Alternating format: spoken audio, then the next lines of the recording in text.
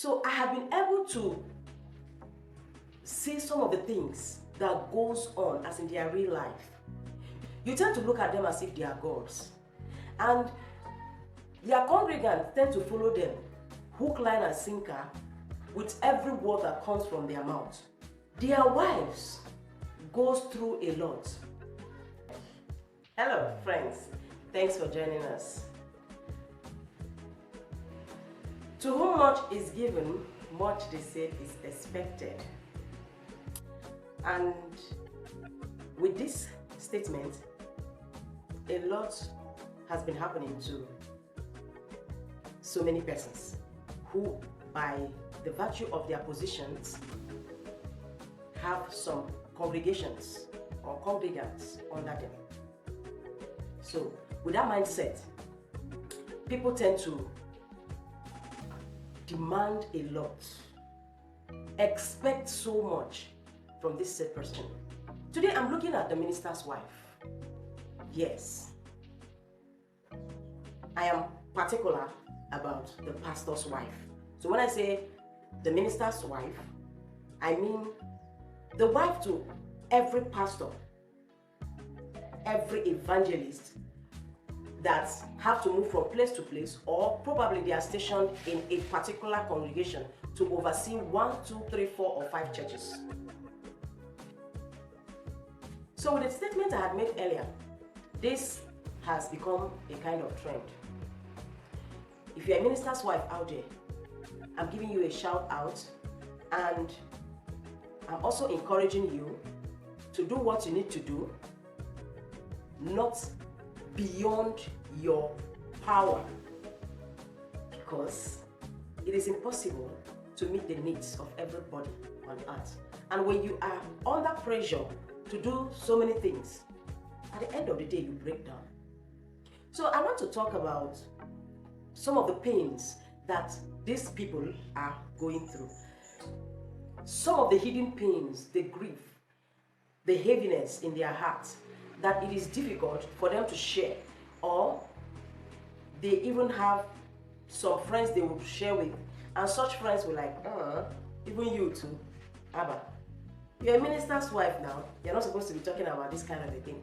If you have a minister's wife as a friend or as a sister, please do well to always give them a shoulder to lean on, because they are humans like you also. And they also go through what every other humans do go through.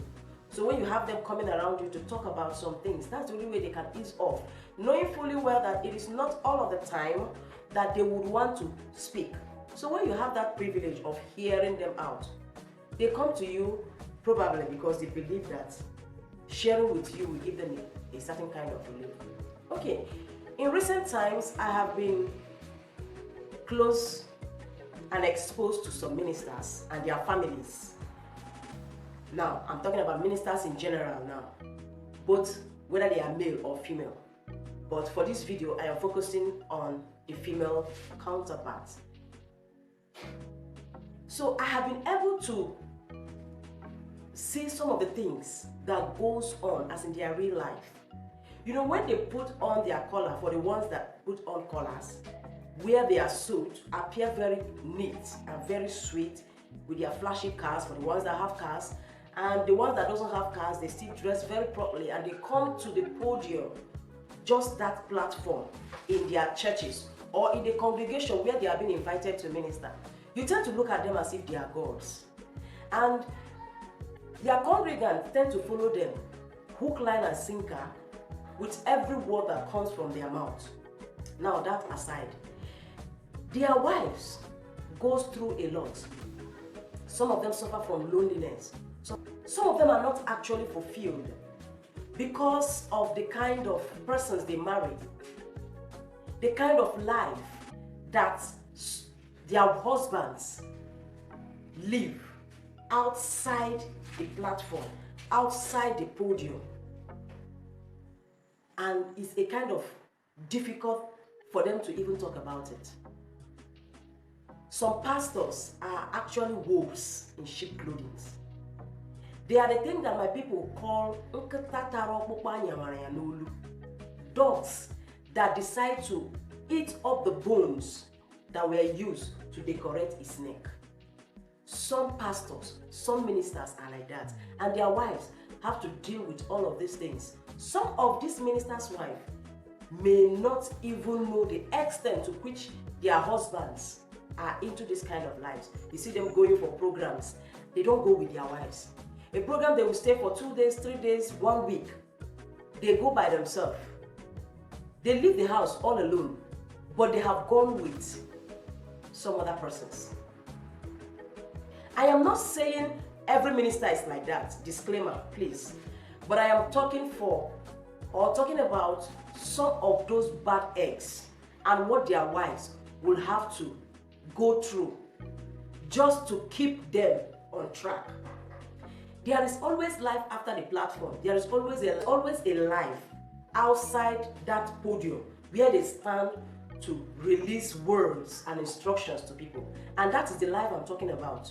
Remember, I said I've been exposed to some of them, and I get to understand what some of the ministers' wives go through. Some are into this kind of lifestyle of womanizing to the extent that daughters, they tell their female sin partners, you need to get close to my wife. Just get too close to her. That is the only way she will not suspect that anything is happening between us. And he in turn tells the wife, this is my daughter in the Lord. This is my spiritual daughter. And the woman, being naive, or may not even be naive, she will actually know that no, this one is not a spiritual daughter, but his personal sin partner. But she wouldn't dare utter any word. Why? Probably because they will think that if I ever open my mouth to talk, nobody will even believe. Yes, how can you? Just imagine that you're a minister's wife and you know that your husband is stealing church money, is going out with other men's wives, other people's daughters. Why he have his own? He protects them. How do you think that as a minister's wife, you will want to go to such family to expose your husband, or even go to the church to expose him, and they will not ask you so many questions? That is what some of them have to deal with. A minister's wife once told my husband, what my husband does is not just okay, but what will I do? And my husband was like, you know about it. Why are you quiet? Why do you keep supporting me? He said, if I don't support him, he will deal with me. The man beats her up. There are ministers' wives that go through domestic violence in the hands of their husbands. Yet these ministers come to our platforms to speak to us. We respect them. We respect the grace upon them, but we don't know what their wives and children actually go through.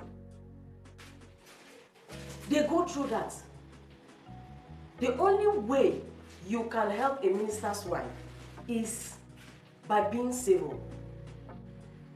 Some people expect some minister's wife to behave in a certain way, to dress in a certain way, to move with a certain people, to go to some certain places. And when they are not doing that, they backlash them. Some congregants actually have a very big mouth and boldness to talk to their minister's wife one-on-one when they have a meeting. Some people actually go for some of those meetings because they are targeting to speak to the minister's wife. I am not also saying again that it is wrong for you to speak to a minister's wife when she is wrong. But you should also check it and weigh it. If you were to be in that position, would you take it from your congregants when they talk to you disrespectfully? Of course you wouldn't take it. This is one among the pains that some ministers' wives also go through, taking disrespectful statements from their congregants. So if you feel that your minister's wife is not measuring up to standard that you have set as humans, you that you know the standard she is supposed to operate in, it will be better you do it respectfully. For instance, maybe the minister's wife doesn't know how to dress. You expect her to dress in a certain way. This is funny anyway, even though I know that some people go through such. I mean, there are some persons that wouldn't be able to do something unless they have been exposed to it. The husband is busy moving from place to place. They give you complaint, they give them excuses that I am busy, I am doing the work of the Lord, whatever, whatever. Does the work of the Lord actually stop you from your primary assignment, which is your family? God does not give you a ministry to take away your family. Your ministry as a minister, whether you're a woman or a man now, is your family first, so long as you are married. Your family have to be in order. If you're not having a healthy relationship in your family, what you are doing is like pouring water on top of the stone. Yes, you go out, you minister to people, they invite you, you are reigning, people are talking about you. As soon as you are done, you still come back to that unhealthy atmosphere, which is not good. If I said earlier, a lot is being expected from them. You forget the fact that they are humans. They are also open for correction. Because they are humans, they are also vulnerable to mistakes, just like you and I. They are. We are. So instead of you criticizing, it will be better you move to her, move to them, you know them, and speak one-on-one to them. They are not animals, they listen. Maybe by so doing, you will even get to know that, oh, this person is not even emotionally balanced. This person is not even mentally okay or mentally healthy because of some stress that she's going through in the family. You don't know if her husband had beaten her the previous night. You don't know if her husband had spoken to her in the public. You don't know if the husband had disrespected her before the children and even some visitors that have come to the house. But she still have to try as much as possible to wear a smiling face just to come and grace your presence. The only beautiful thing you can do for her is to also help her as a human being. So if you are a minister's wife and this is your story, this is your life, I want you to know that you can still turn things around. Just keep talking to God. Because most of the time, a lot of them get into this marriage without actually knowing this man, because they are carried away by the euphoria of, he's a minister. They don't care, or they tend to look away from the habit of these persons or their characters. Yes, they may be born again, yes, but what about their habit? Has it been subdued and subjected to Christ? So people just get carried away. Hey, I'm getting married to a minister, I'm getting married to a pastor, my husband is an evangelist and all of that. So most of the things they need to check, they feel that everything is just spiritual. And voila, they are in the marriage and they begin to see all of these things. So I want to let you know that minister's wives do go through pains. I wouldn't have known this if I wasn't exposed to them in recent times.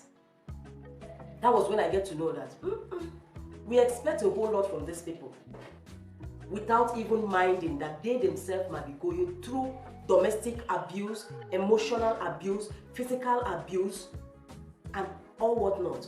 But we expect them to wear smiling faces. Of course, if you have a minister's wife that doesn't smile, a lot of church people gossip about them.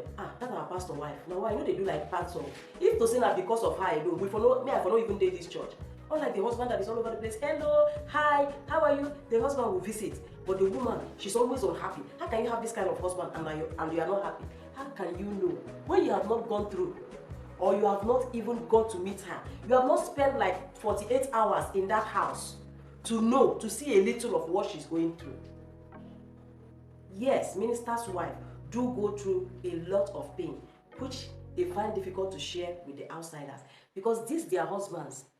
Can you imagine that some of them actually have the guts to tell their wife, there is nothing you say outside that anybody is going to believe you? And honestly speaking, that's the truth. When a minister's wife comes to you and says, you see, this is my husband that you people respect, forget to. He is not what he shows you here on the platform inside the house. He is worse than the devil. You will look, in your heart you will say, Mama, now you say now you be the devil though. This man, do you know how many times I've gone to him with my problems? How many times you have to give me revelational, word of revelation, word of prophecies? How many times you have to give me instructions and I follow them? And yes, they do. Do you know why? Because the gift of God is without repentance. When God gives you his gift, because your habit is contrary to it, he doesn't take it away. It doesn't rule out the fact that he is a different person in the house and another different person entirely. when he is ministering. When he enters into that realm, into that position, he doesn't do any other thing apart from what he is called to do.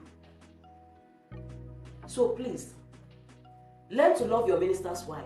Learn to also check. See, there is a way you will even look at a woman and you will know that, okay, this person is going through some things. If you cannot help with any other thing, you can help by being respectful. They don't dress well. Why don't you buy some fine clothes and take to them, for instance? You have some clothes that you are putting on that you are no longer using, but they are very decent. They are very, very fine. Take it to them. Do you know that some ministers' wives don't get to receive anything, money from their husbands? You don't know. Because they themselves, they work. They use their own money to feed the family. And this pastor stands on the platform making a whole noise about their family. And the woman will just be in church and you see her doing something like this. And wherever you are, you say, Mama is in the spirit. That is the reason her husband is booming. You don't know that that thing she's doing is, oh gosh, who will believe my pain? Who will believe that everything that this man is saying are lies? Nobody. Nobody. Just like a husband will always complain about the dressing of his wife. That complaint will not solve it. Except when he begins to buy those kind of clothes he will want his wife to wear. The woman will understand that, oh, my husband is not just talking, he actually meant it. I pray for you if you're a minister's wife going through any kind of thing, please don't bottle up, don't die in pain. If you cannot talk to any other person, there are also ministers' wives that you can talk to. You have families. You can pick one. You have new friends also. You can air it out. If you can't air it out to anybody, just take some time, go to a solitary place, pour out your heart to God, honestly, and the Lord will help you. God bless you, and you are victorious. See you.